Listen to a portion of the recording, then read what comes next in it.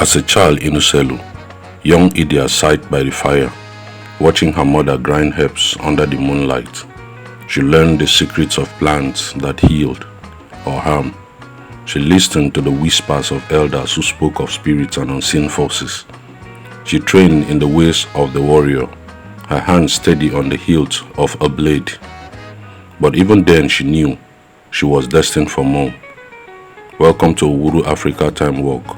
Join us as we unravel the story of the mother who became a legend, Queen Idia, the first Iyoba of Bini Empire. In 1977, during the Pan-African Festival of Arts and Culture, FESTAC 77, one image was chosen to represent the entire continent. It wasn't of a king, a god, or a warrior, but of a queen. But who was this woman whose face symbolized African strength and resilience? To understand Queen Idia's journey, we must first go back to the reign of Oba Ozolwa, the warrior king of Benin, a ruler so feared that he won over 200 battles, a man who craved war so much that he sometimes went to battle for the thrill of it. Oba Ozolwa, who reigned over Benin from 1483 to 1514, was a fierce and a war-loving Oba. He was greatly respected at home and fiercely dreaded beyond home. He fought and won over 200 wars, with Lai Solubi, his brave and faithful general, beside him. Oba Ozolwa loved war so much that sometimes he goes to war with just a few soldiers so as to give his enemies a fair fighting chance and for him to feel the heat of the battle. He was called Ozolwa the Conqueror, and it was from his time that the title of Ogio Polopolo, the Emperor, was added to the titles of the Oba of Benin, because he expanded Benin territory so greatly. Such was the man Idia got married to. Idia was among dancers who performed for the Oba. She was beautiful, bold, and intelligent, so the Oba piqued interest in her and asked to marry her. Before her marriage to the Oba, her parents prepared her for the palace. This preparation included herbalism and magic in the shrine of the god of herbs in Uselu.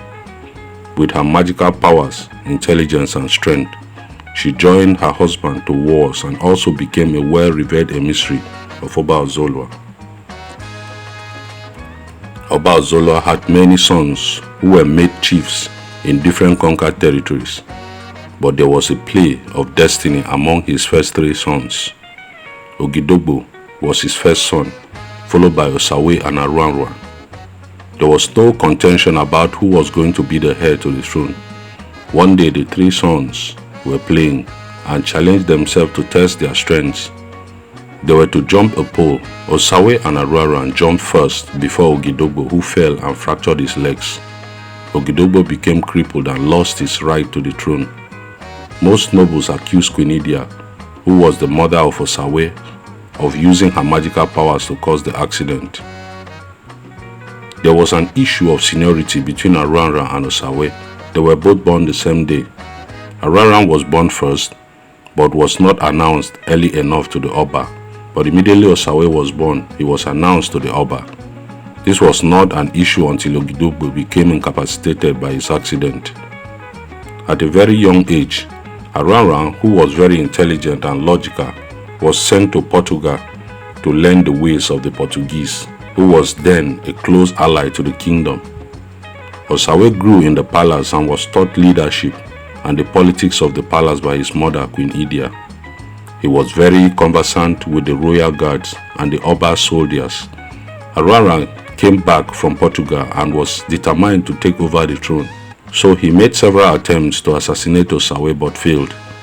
He even went as far as going to learn magic from an old woman in Uroho village just to defeat his brother when their father, Oba Ozolwa, died. Queen Idia was there to protect Osawe, her son, from any attack, both spiritual and physical. There was a battle between the two brothers, who were both men of valor, but with the help of Queen Idia, Osawe was victorious. It was a tradition then that after the coronation of the Oba, his mother will be killed, because the Oba is now a divine ruler that takes counsel only from the council of chiefs and elders, whose decisions must not be influenced by his mother. This situation became a serious issue for Queen Idia and her son Osawe, who has now taken the name Oba Esigi. A traditional death warrant has already been issued for Queen Idia, but her son Oba Esigi sought the help of Omaregi Ero, the 17th Ero of Benin. He took Queen Idia to Uselu and hid her in the shrine of the god of herbs, a place that can only be visited by those initiated in the shrine. Oba Esigi then took his time to convince the council to abolish the matricide tradition. He succeeded. The Oba's mother was not going to be killed, but the Oba will never come in contact with his mother as long as he remains the Oba, and that has been the tradition till date. Oba Esigi then gave his mother the title of Iyoba, the Queen Mother. Built her a palace in Uselu, Queen Idia became the first Queen Mother of Bini Kingdom in 1504. Until date, once a new Oba ascends the throne, he is forbidden from having further contact with his mother, who is given the powerful title of Iyoba and sent to the Iyoba Palace in Uselu. Knowing too well that she can no longer be in the palace to protect her son, Queen Idia trained her son's favorite wife, Elaba, in her ways of herbalism, magic and combat, so that she can protect her son in the palace. Though there was a noble apprehension against Oba Esigi, some of which he inherited from his father, who was disliked for embracing Christianity, some from his mother, who was accused of causing the accident that crippled Ogidogo and therefore disrupting their tradition and making her son, who was supposed to be the third son, the Oba, while his elder brothers were alive, and some he earned by himself for preventing the killing of his mother after taking over the throne and abolishing the matricide tradition. Some nobles were already shifting allegiance to the Ata of Igala. What really triggered the war was manipulations by the Oliha, who was bent on setting up Oba Esigi to be killed in a battle. The Oliha had a beautiful wife called Imagwero. He often bragged that his wife was the most faithful woman in the entire kingdom. Oba Esigi advised him to stop saying that because women are not trustworthy, but he continued. The Oba asked one of his porters to go with coral beads and agate beads to entice Imagwero. She did not only commit adultery with him, she made an excuse to move from her husband's house to her father's house, where the porter can have easy access to her. The Oliha, who maintained his stand about his wife's faithfulness, was invited. The porter was also invited to narrate what happened between him and Imagwero. Imagwero was also invited. She confessed.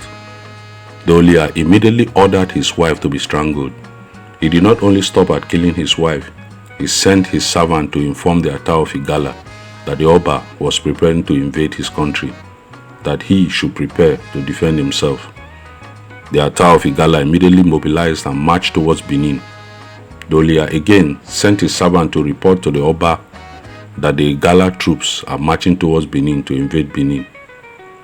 This sparked a war that lasted from 1515 to 1516.